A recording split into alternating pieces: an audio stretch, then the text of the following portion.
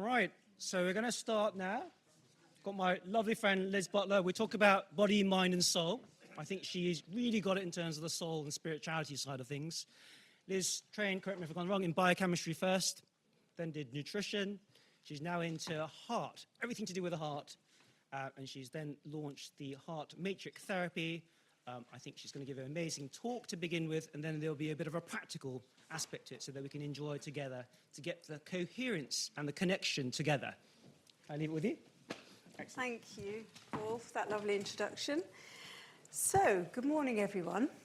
I'm delighted to be here today and feel very privileged because I've been asked to speak on something that perhaps some of you might feel is a little bit on the edge, a little bit controversial, but I'll let you decide. So in this session, I'm going to briefly explain why it is I believe that connection is the key to a long and fulfilling life. Following this explanation, as Paul said, we're going to shift from theory to experience, and I'm going to lead you in a very short meditation because I want to give you a little sense of the power of connection. So without further ado, as time is limited, I'll begin. So we all know that in order to age well, we need to remain as healthy as possible. But what does it really mean to be healthy? The literal meaning of health or heal is wholeness. And I spend a lot of my time helping others to understand that it's when we lose our wholeness through fracture and disconnection that we deteriorate, become unwell, and accelerate our aging. And this is because life depends on energy flow, the flow of life force. And for full, uninterrupted flow, there can be no fracture or disconnection. We must be whole. Some of you may be unfamiliar with the idea of life force and energy, so let me just tell you that all ancient medical traditions have life force at their core and believe an energetic template underlines and informs the physical body. Science, well, just before I say that, you may be familiar with the idea of qi in traditional Chinese medicine or in Ayurvedic medicine. They discuss life force and refer to it as prana. In Japan, Paul, I think they use the word ki. And in Western traditions, it's often referred to as vital force. So science is now beginning to catch up with these ancient ideas. And in the last century, quantum physics has shown everything in existence is ultimately energetic in nature. Science also now recognizes this energetic template which informs the body. And scientists are beginning to refer to this now as the biofield. And they're starting to study it quite extensively. It's still a little bit on the edge. You won't generally hear your doctor referring to biofield yet, but I think that's going to change quite soon. So if everything is energy, as science now proves, then because energy can't be broken down, can't be divided, this can only mean one thing. Everything in existence ultimately is connected. This may not be obvious, as our modern world is so characterized by division and separation, but it is the truth. And so returning to the notion of health, whilst in a state of illness or mental despair, or when our lives seem to be falling apart, it may appear that we are broken in some way, fractured and disconnected. However, the deeper truth is that on an energetic level, on a spiritual level, we're never broken or separate. What we see manifesting on our material level as our poor mental and physical health are actually signs that we're out of alignment with our deeper connection, and that we've forgotten our true nature as perfect, whole, connected beings. These situations of misalignment, if only we'll listen, provide a wake-up call to remember this truth. It's really no wonder most people are out of alignment with their true nature, because in our modern societies, from the moment we're born, we are fed messages of division and separation. And here are some of the powerful messages that for the past few hundred years, and particularly at the peak of materialism, which we reached around the 18th century, have been very prominent in many Western societies. These messages would include things like, this material world is all there is. You are your physical body, and you are only your physical body, and therefore you will grow old, die, and completely cease to exist. To be successful, you need to follow certain rules and work hard. And success means accumulating knowledge, power, and/or money, and this is the main route to happiness. Now, some of you may agree with some of those, but I, generally speaking, don't, and find them quite depressing, especially looking at that little child and thinking, you know, is he going to be ingrained with these sorts of messages as he grows up? And I feel that these messages are not good for us. And when we grow up with those messages, it's a pretty grey world. And it causes us to disconnect. And disconnect in three key ways. First of all, to disconnect from ourselves, from our physical, our mental, emotional, and our spiritual needs. Secondly, to disconnect from others. Because when we feel disconnected and in pain, we tend to go into overwhelm and shut down, particularly shut down our empathy and compassion. And then we also disconnect from spirit, the benevolent life force that runs through nature, the cosmos, the universe, and beyond. As I say, these forms of disconnection are not good for us. And all of them are linked to poor health and indirectly then to accelerated aging. For example, disconnection from ourselves, disconnection from our bodies. The idea of us being very aware of our inner world and our bodies has now got a scientific name. It's called interoception, and that also is being studied quite extensively at the moment. Poor interoception, when we're not very good at tuning into our body's signals, because our body is communicating with us all the time, sending us signals regarding our thirst, our hunger, our temperature, our energy levels, our bowel habits, our sleep patterns, our shifts in mood. This is the body communicating with us all the time. But when we're not tuned in and not very good at listening to that, that has been associated with poor mental health and lack of self-care. Because when you're not aware of how your body's feeling and what it needs, then you can't adapt your lifestyle in response. So that's disconnection to ourselves and our bodies. But then we have disconnection to others. Social isolation and loneliness. There's been a real surge in interest in this in recent years, particularly since COVID and lockdowns. And there's very, very clear links between social isolation and loneliness, linked with all sorts of aspects of poor health, including chronic inflammation, which, and I'm sure we're going to talk about this at some point today, is very much an indicator and associated with all sorts of degenerative diseases and aging. And then we've got disconnection from spirit. Now, by the way, as of yet, there is no defined, agreed definition of spirituality.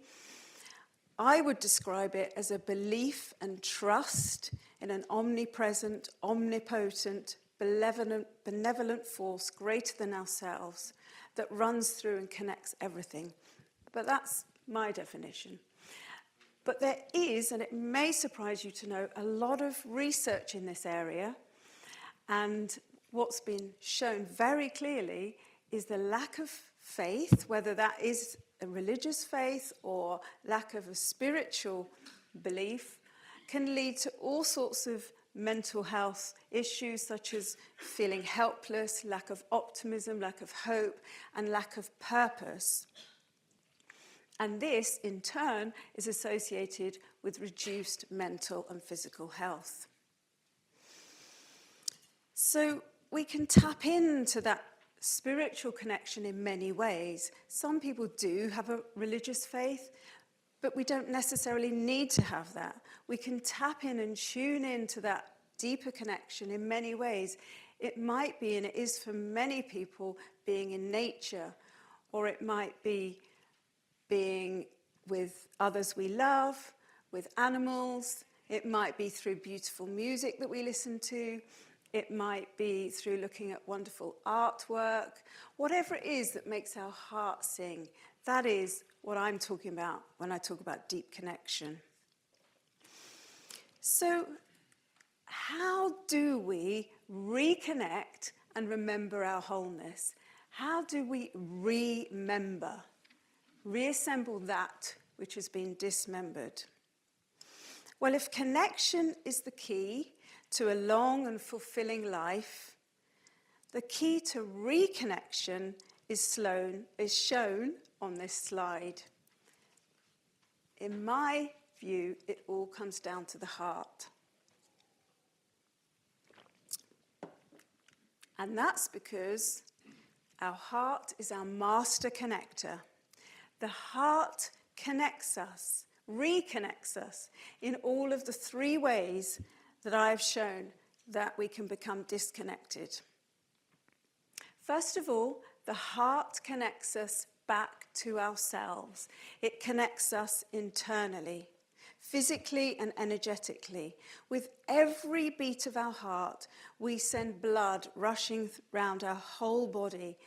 And within that blood is hundreds and thousands of biomolecules that get sent to all parts of our body and bring information with them.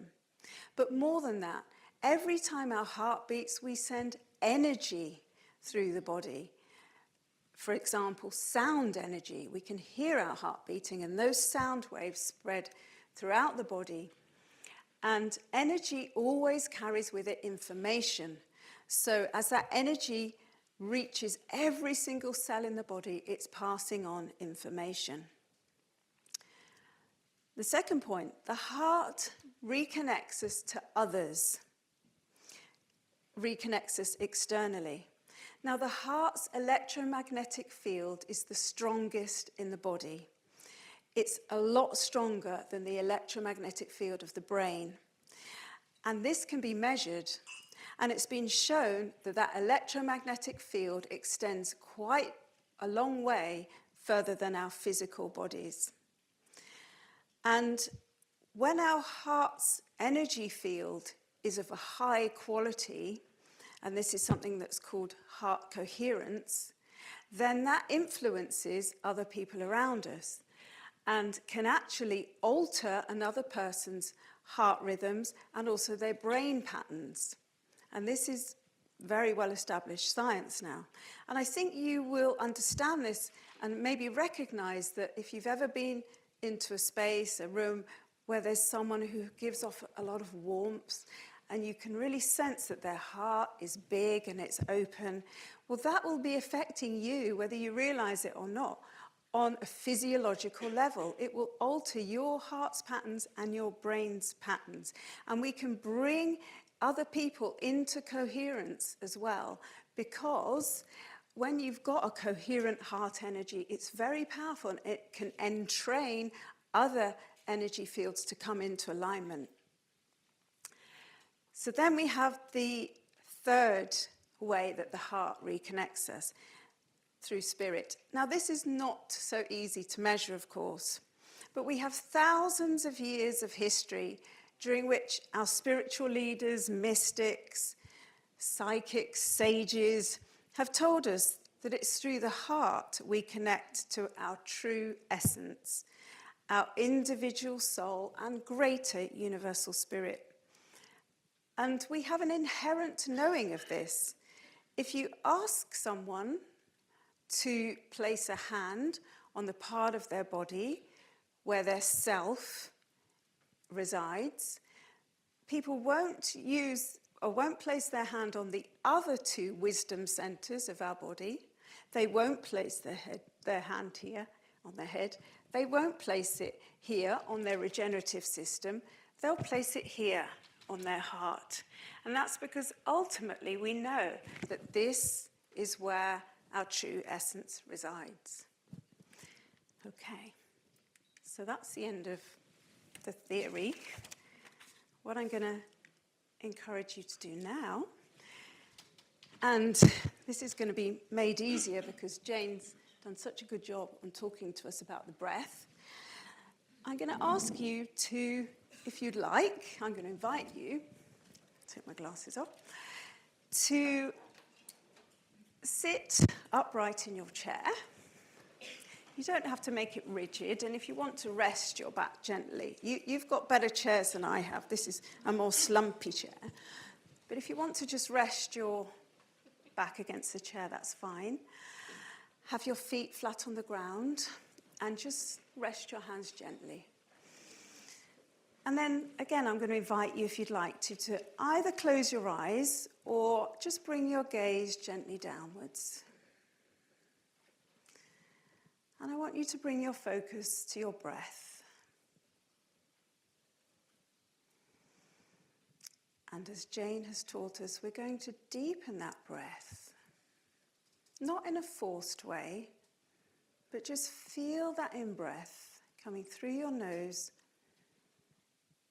deep into your abdomen. And then just hold it for a second or two.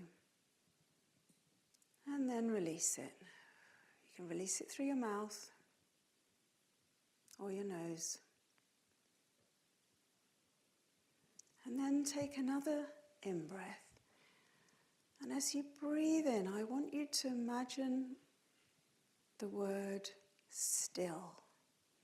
Just internally state that word still as you breathe in. Hold it. And then as you release that breath, I want you to, in your mind, state the word quiet.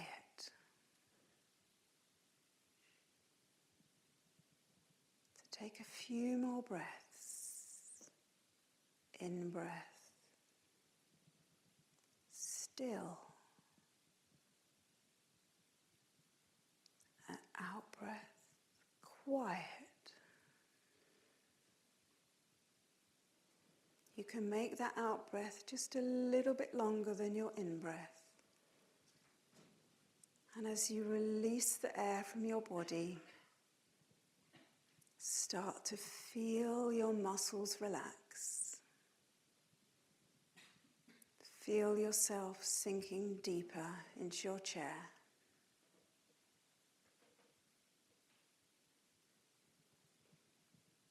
Still.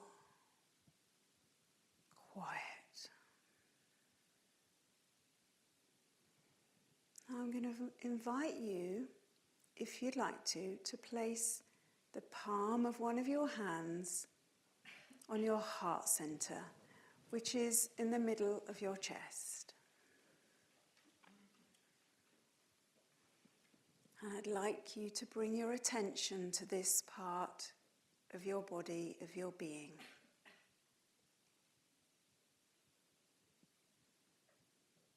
Keep breathing deeply and slowly. And when you hold that breath, when you have that little pause, just really sense the peace in that quiet, still moment.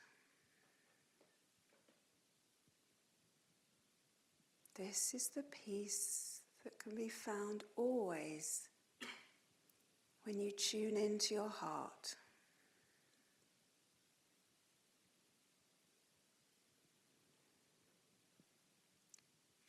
So now we're going to practice something called heart-connected breathing. It's so simple.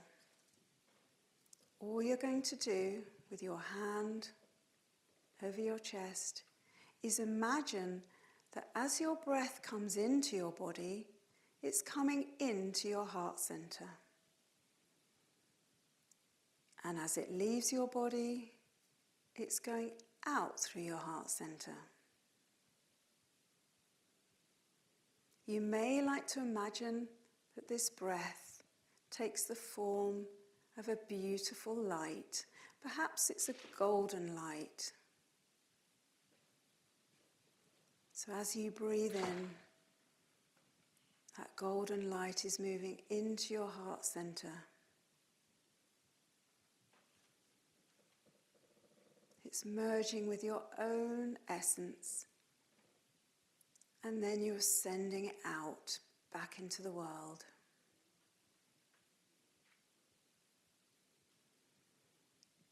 So this breath, this light that's coming into your heart, maybe you would like to think of this as life force, or perhaps universal spirit. Or perhaps you might like to think of it as love, because love and compassion are the highest qualities of the heart. So bring in that light, bring in that love. Let it merge with your own individual essence, and then send it back out into the world.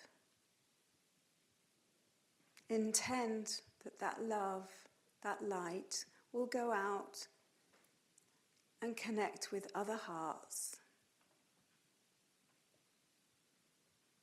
Because as we've seen, our hearts do communicate with other hearts, particularly when we are sending out coherent heart energy. Now there's two ways that we bring our heart into a coherent pattern. This can be measured. This is science. The two ways that we bring our heart into that powerful, coherent pattern is, first of all, breathing deeply and slowly as you're doing. And the second way we bring our heart into that coherent pattern is through focusing on positive emotions, such as love, gratitude, joy, compassion. So by breathing deeply, feeling those emotions of love and joy, and if you need help with that, just bring someone, something, somewhere to mind that you love.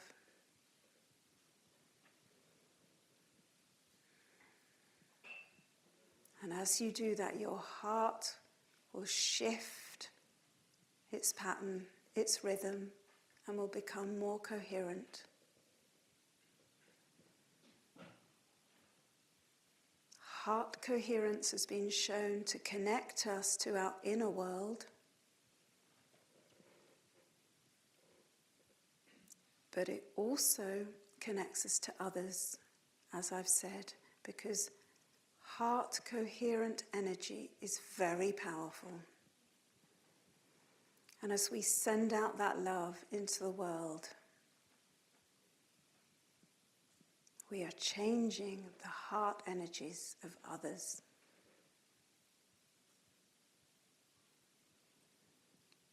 So I'm just going to be quiet for a couple of moments to allow you to really feel that love coming into your heart and sending it out. And to feel the quiet, still peace that's in your heart.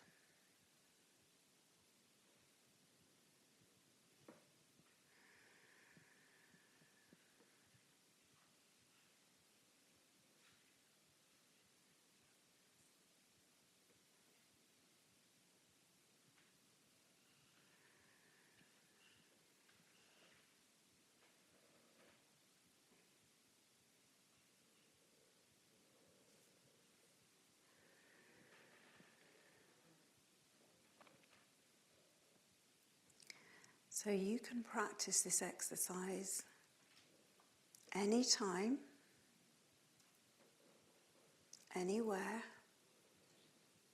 and I encourage you to take a moment every day, at least once, to just check in with your heart, see if it has anything to tell you, and just to feel the peace that's always there. And just use that moment to send some love to yourself, and then also send that love back out into the world, knowing that you are making a real difference to yourself and to others. So you can place your hand back in your lap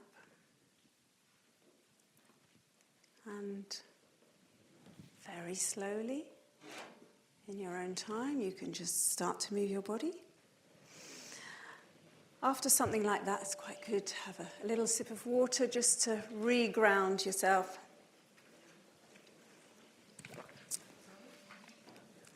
I hope you enjoyed that little exercise. Very brief, but hopefully it gave you that sense of connection. And are there any questions?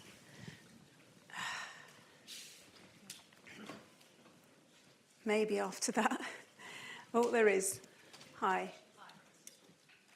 I believe the technique that you're using is one that's used in heart math, and I'm sure you've heard of it, and it's amazing technique. As you said, this has been scientifically documented. Heart math has tons of papers on how this has changed people's physiology. Yes. They work with emergency care workers. They've done World Peace Days where they have people meditating in this coherence. Yeah. But to build on your work, perhaps you can say a little bit about heart math and how you found it in Yes. helping your practice, because it's just an amazing organization, an Yeah. amazing technique.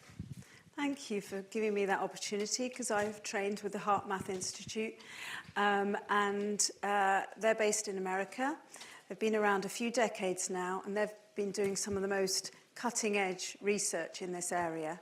As I say, this is now really scientifically proven that the heart has a very powerful energy field. I've talked about the electromagnetic energy field, but there's probably also, going beyond electromagnetic energy, which we can measure, there's probably also quantum energy that's a bit more on the fringes at the moment, but it's being increasingly looked at, and quantum energy travels limitless.